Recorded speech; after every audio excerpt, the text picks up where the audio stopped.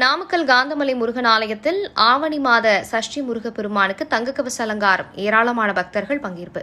நாமக்கல் மாவட்டம் மோகனூரில் சிறிய குன்றின் மேல் உள்ள அருள்மிகு காந்தமலை அருள்மிகு பாலசுப்பிரமணிய சுவாமி ஆலயத்தில் உள்ள முருகப்பெருமான் பக்தர்களுக்கு மேற்கு நோக்கி நின்றவாறு அருள் புரிந்து வருகிறார்.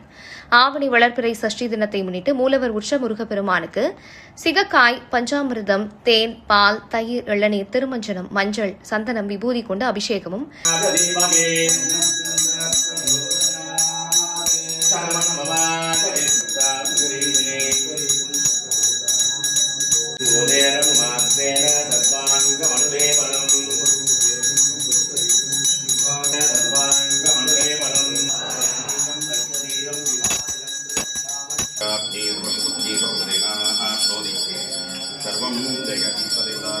பின்னர் சிறப்பு அலங்காரமாக தங்க கவசம் சாற்றப்பட்டு மகாதீபம் காண்பிக்கப்பட்டது.